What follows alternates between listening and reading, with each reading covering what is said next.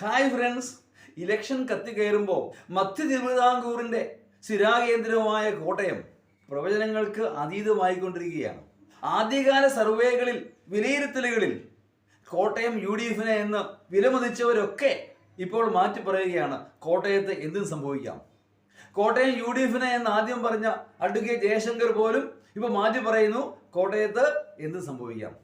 അദ്ദേഹം പോലും പറയുന്നു കോട്ടയം പ്രവചനാതീതം. UDF കോട്ടയാണ്, കോട്ടയം എന്ന് പറയുമ്പോൾ പോലും അത് ജോസ് കെ മാണി വിഭാഗം കൂടി ഉൾപ്പെട്ട UDF ആണ്.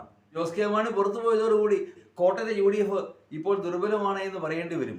ആദ്യം തന്നെ ഇലക്ഷൻ ഇറങ്ങിയത് കൊണ്ടും മണ്ഡലത്തിൽ ഏവർക്കും പരിചിതനായതുകൊണ്ടും ശ്രീ തോമസ് ചാഴികാടന് ഒരു മുൻതൂക്കം ഉണ്ടായിരുന്നു.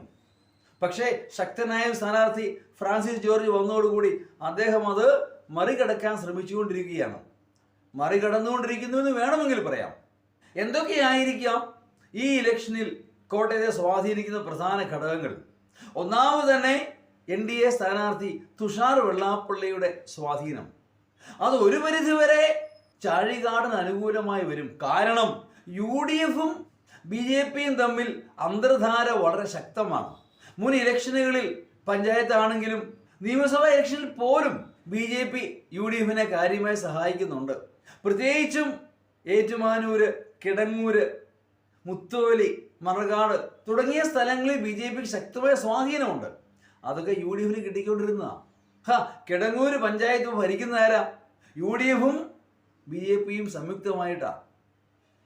അപ്പോൾ UDF-ന് കിട്ടേണ്ടിയിരുന്ന വോട്ട് പിടിച്ചെടുക്കുവാൻ തുഷാറിന് കഴിയുമോ എന്നുള്ളതാണ് പ്രസക്തമായ ചോദ്യം. കാരണം തുഷാറിനെ സപ്പോർട്ട് ചെയ്തില്ലെങ്കിൽ അതിൻ്റെ ഫലം മറ്റു പല മണ്ഡലങ്ങളിലും BJPക്ക് ഉണ്ടാവും. ഇത്തവണ പ്രധാനമന്ത്രി പലതവണ സന്ദർശിക്കുകയും BJP ശക്തമായിരിക്കുകയും ചെയ്യുന്നത് കൊണ്ട് BJPയുടെ മുഴുവൻ വോട്ടും തുഷാറിന് കിട്ടാൻ സാധ്യതയുണ്ട്.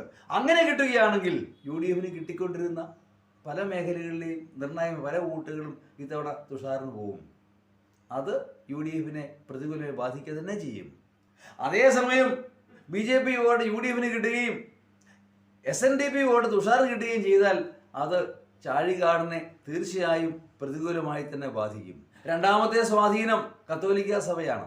കത്തോലിക്ക സഭ പൊതുവെ UDF അനുകൂലമാണ്. പക്ഷേ സ്ഥാനാർത്ഥി തൻ്റെ വ്യക്തിപരമായ സ്വാധീനം കൊണ്ട് ആ സഭ വോട്ടുകൾ സ്വാധീനിക്കാറുണ്ട്.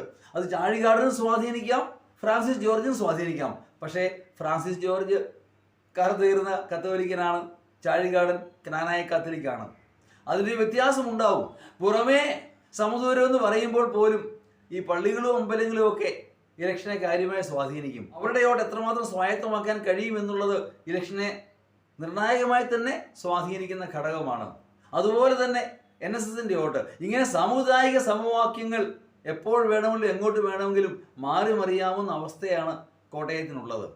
അതുപോലെ തന്നെയാണ് രാഷ്ട്രീയ കാലാവസ്ഥ. 3 വർഷമായി LDF-ലാണെങ്കിൽ പോലും LDF-ഉം ജോസ് കെ മാണി വിഭാഗവും തമ്മിൽ ഒരു സിങ്ക് ഇതുവരെ ആയിട്ടില്ല. അവിടെ ഇവിടെയൊക്കെ പൊട്ടലും ചീലൊക്കെ ഉണ്ടാവാറുണ്ട്. പക്ഷേ LDF-ന് അറിയാം തങ്ങൾക്ക് ഒരിക്കലും സ്വപ്നം കാണാൻ സാധിക്കാത്ത കോട്ടയം ജില്ലാ പഞ്ചായത്ത് ആണെങ്കിലും പല മുനിസിപ്പാലിറ്റി ആണെങ്കിലും ഒക്കെ LDF ഭരിക്കാൻ കാരണം ജോസ് കെ മാണിയുടെ സ്വാധീനം തന്നെയാണ്. അതവർക്ക് മറക്കാനാവുകയില്ല. കോൺഗ്രസ് ശക്തമാണ്, പക്ഷേ ജോസഫ് ഗ്രൂപ്പ് ഈ ജില്ലയിൽ അത്ര പ്രസക്തമല്ല. കോൺഗ്രസിന്റെ നിലയിൽ നിന്നുകൊണ്ടുള്ള പ്രവർത്തനമേ അവർക്ക് നടത്താനാവുകയുള്ളൂ.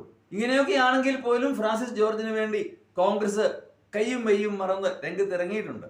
അത് ഫ്രാൻസിസ് ജോർജിന് ആശ്വാസം തന്നെയാണ്. അതുകൊണ്ട് രണ്ട് മുന്നണികൾക്കും ജീവൻ മരണ പോരാട്ടമാണ് കോട്ടയം ലോക്സഭാ ഇലക്ഷൻ.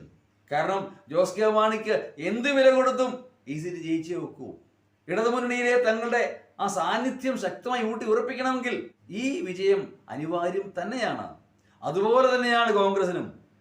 കോട്ടയം ഞങ്ങളുടെ കോട്ടയാണെന്ന് പറയണമെങ്കിൽ കോട്ടയത്ത് UDF സ്ഥാനാർത്ഥി ജയിച്ചേ വെക്കൂ. അതുകൊണ്ട് ശക്തമായി അതിശക്തമായി മുമ്പോട്ട് പോവുകയാണ് കോട്ടയം. എന്തും സംഭവിക്കാം.